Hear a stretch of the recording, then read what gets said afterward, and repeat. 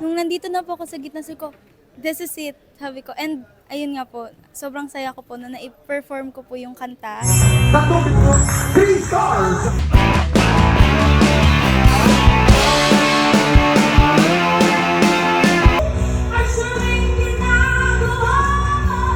Sobrang saya po kasi syempre na-experience ko po, first time ko po ito sa TV. Ayan, sobrang thankful po. Ayan, sobrang kinabahan pero push lang, laban lang. Ayan po. 5 stars!